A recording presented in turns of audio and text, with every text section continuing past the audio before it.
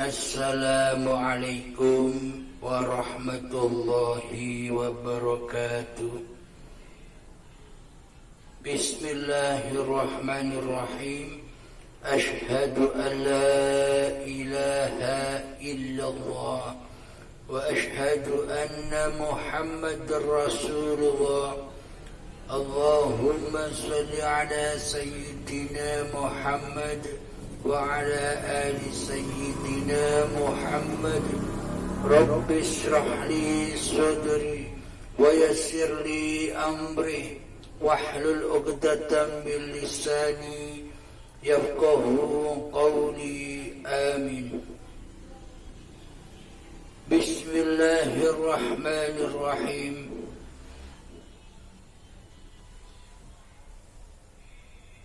Saya akan membacakan surat Al-Baqarah. A'udzu billahi minasy syaithanir rajim. Bismillahirrahmanirrahim. Wa idh qala rabbuka lil malaikati inni ja'ilun fil ardi khalifah. Ketika Tuhanmu berfirman kepada para malaikat, sesungguhnya aku hendak menjadikan khalifah di muka bumi. Qalu ataj'alu fiha man yufsidu fiha wa yasfiku ad-dima'. Para malaikat berkata, mengapa engkau hendak menjadikan khalifah itu yang akan membuat kerusakan padanya dan pertumpahan darah? Wa nahnu nusabbihu bihamdika wa nuqaddisu lak. Dan kami senantiasa bertasbih dengan memuji engkau dan mensucikan engkau. Qala inni a'lamu ma la ta'lamun. Allah berfirman, sesungguhnya aku mengetahui apa yang tidak kau ketahui.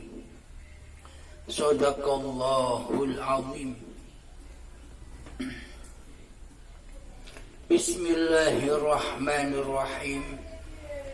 Derajat manusia lebih mulia daripada para malaikat.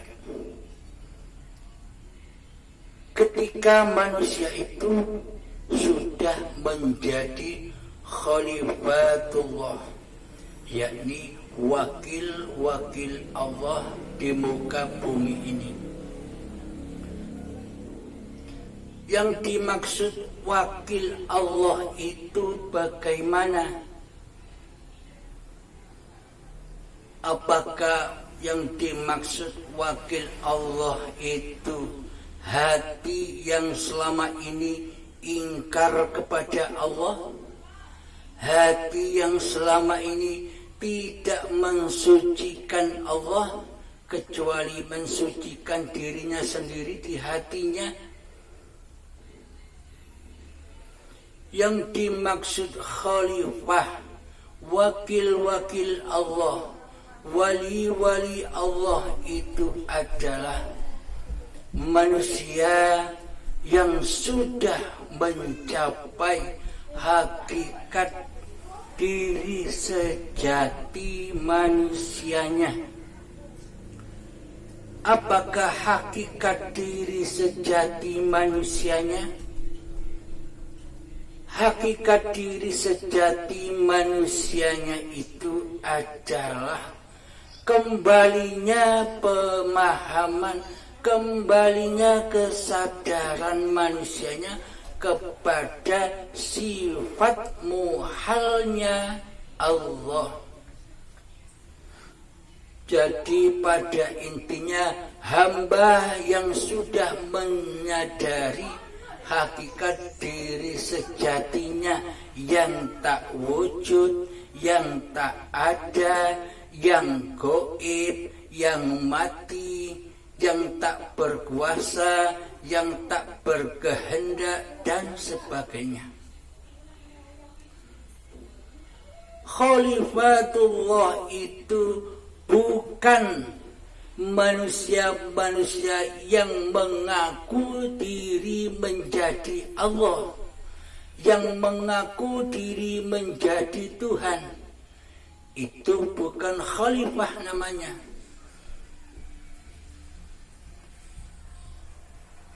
Khalifah Allah itu di hatinya sudah tak mengaku diri menjadi Allah. Karena yang ada di alam semesta ini hanyalah Allah saja.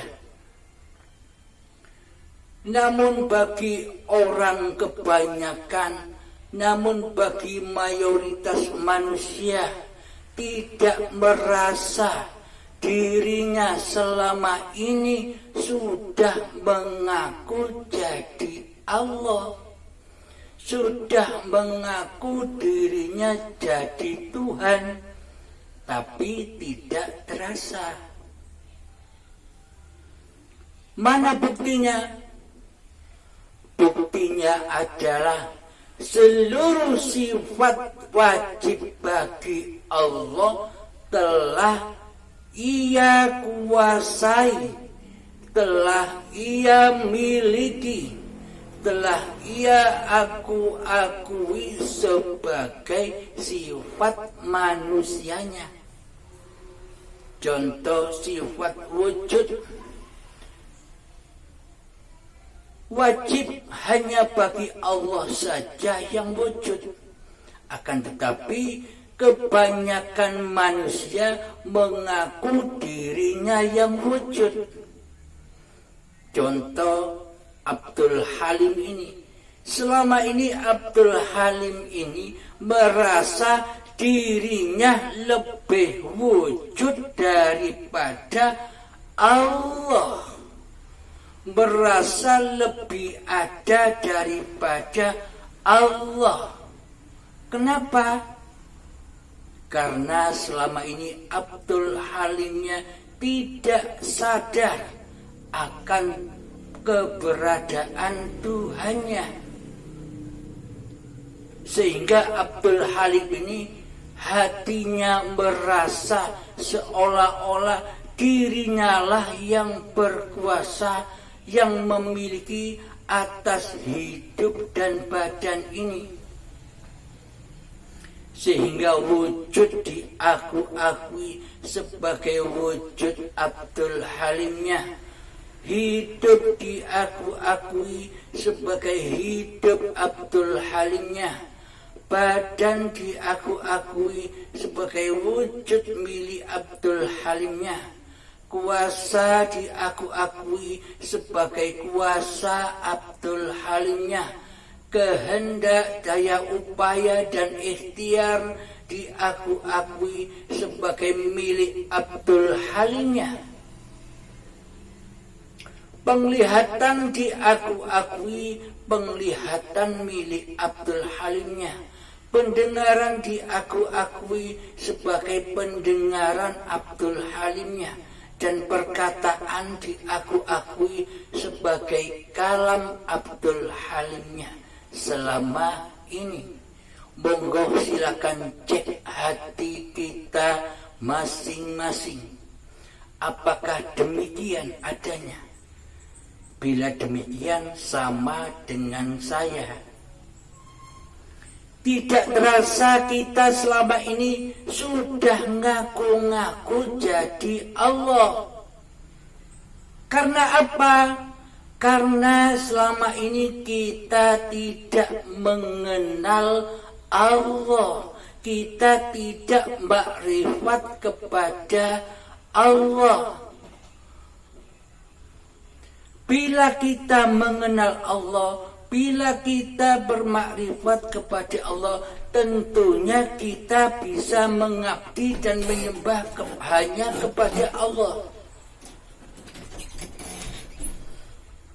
Bila kita tidak mengenal Allah, bila kita tidak bermakrifat kepada Allah, bila kita tidak pernah bertemu dengan Allah, bagaimana mungkin kita bisa menyembah Allah?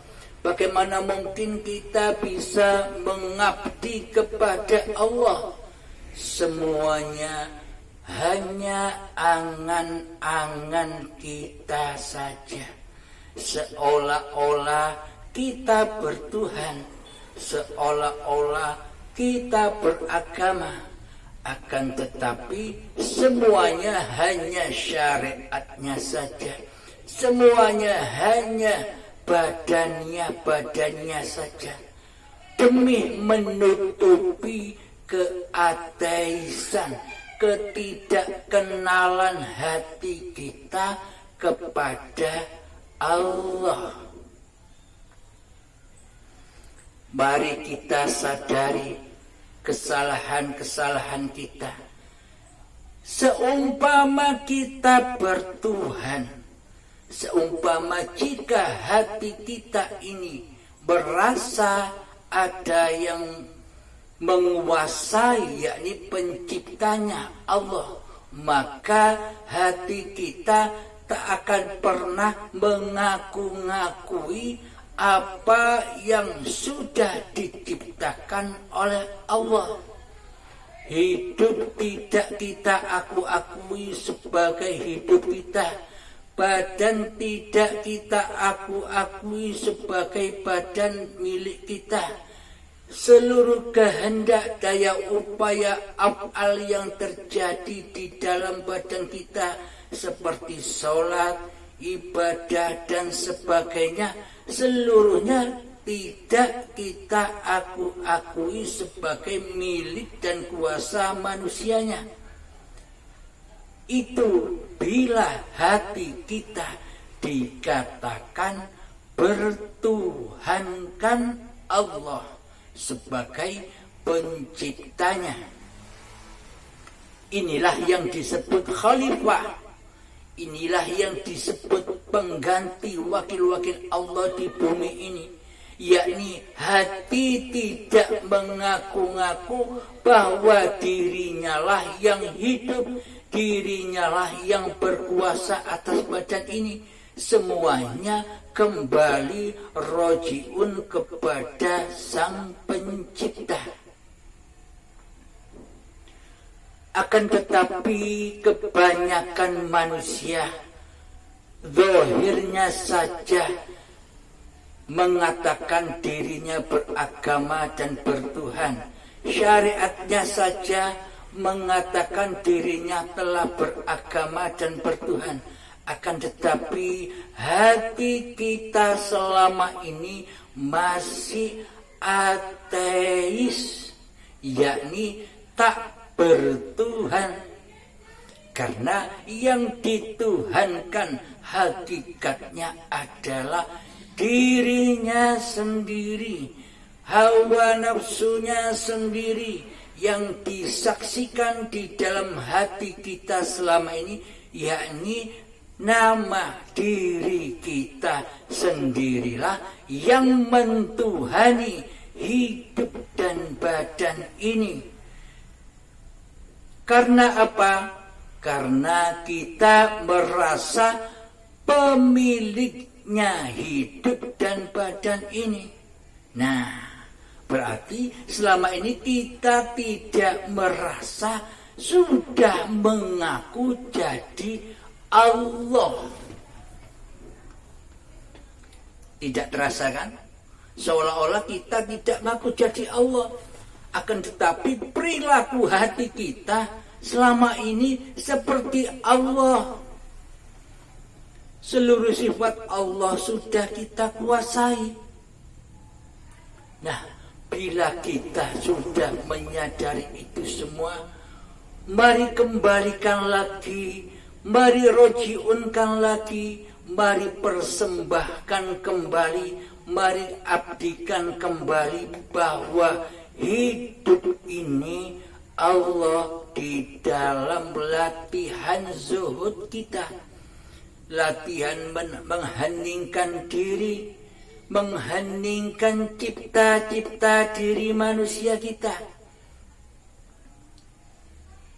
Masuklah ke dalam diri bahwa hidup ini bukan hidup manusianya. Buktinya, bila hidup ini hidup manusianya, maka manusia tak akan pernah mati.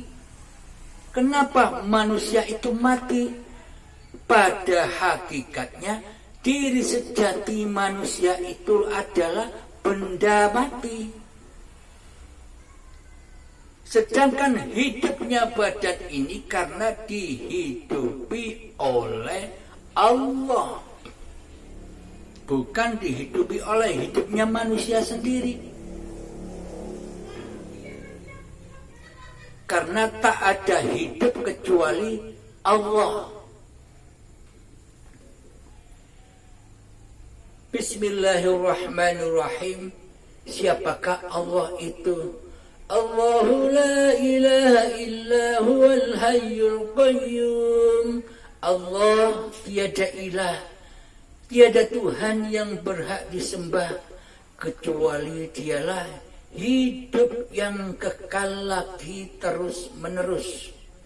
Nah, hidup itulah zat yang bernama Allah.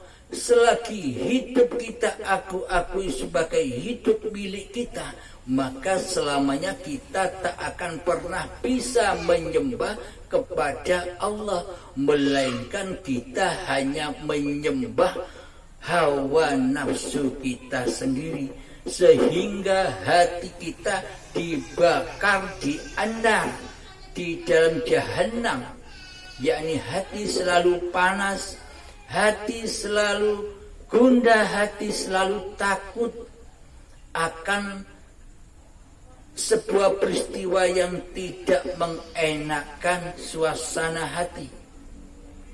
Karena selama ini kita mentuhani diri kita sendiri. Marilah syahadat kembali kepada Allah. Marilah bertobat kembali kepada Allah, yakni masuk Islam secara kafah, yakni bersyahadat dengan sesungguh-sungguhnya, bersahadat, yakni menyaksikan Allah dan Muhammad Rasulullah. Siapa Muhammad Rasulullah itu? Yang dimaksud Muhammad Rasulullah adalah bukan Muhammad bin Abdullah saja, bukan zahirnya Kanjeng Nabi Muhammad saja. Yang dimaknai Muhammad Rasulullah itu adalah badan-badan yang diciptakan oleh Allah. Itulah badan yang diutus oleh Allah, yakni badan yang diperjalankan, dipergerakkan oleh hidup. Ketika tahiyat, di dalam tahiyat sholat 5 waktu, kita diutus bersyahadat.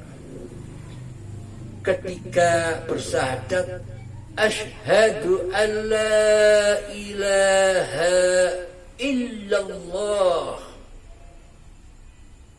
Siapa yang ditunjuk? Di manakah Allah? Yang menunjuk dan yang ditunjuk Dialah Allah. Alam semesta inilah alam sulum, alam kosong. Tanpa alam kosong, maka tak akan ada isi. Tanpa alam kosong, kita tak akan bisa bertemu dengan alam kosong dari sini kepada Anda. Ini kan alam kosong. Tanpa kehendak Allah, apapun di dunia ini tak akan bisa terjadi. Tanpa alam kosong, tanpa Allah, maka Anda tak akan tampak oleh saya, dan saya tak akan nampak oleh Anda. Ketika mata kita ditutup dengan rapatnya begini, kan tidak ada ruang kosong, berarti kan gelap gulita. Nah, ketika alam kosong itu ada, maka terciptalah segala sesuatu. Dengan alam kosong, dengan Allah, dengan izin Allah kita bisa melihat gunung, kita bisa melihat manusia, kita bisa melihat jalan, kita bisa melihat hutan, kita bisa melihat lautan, dan seluruhnya. Bahkan kita bisa beribadah, bisa sholat karena izinnya Allah. Karena itulah Kanjeng Nabi Muhammad menuntun kita semua bahwa ketika akan sholat dan beribadah wajib diawali dengan niat. Karena di dalam niatlah pintu menuju Allah, yakni di seluruh niatan, akhir niatan ada kalimat lillahi ta'ala, masuklah ke dalamnya, yakni seluruh apa yang kita lakukan ini adalah Allah, bukan kita.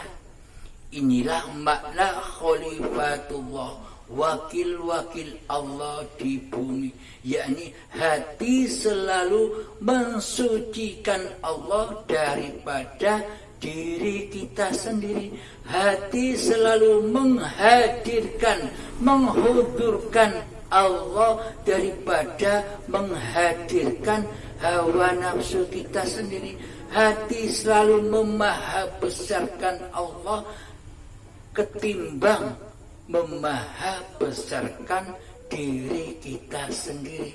Itulah khalifatullah, yakni manusia termulia, lebih mulia daripada para malaikat.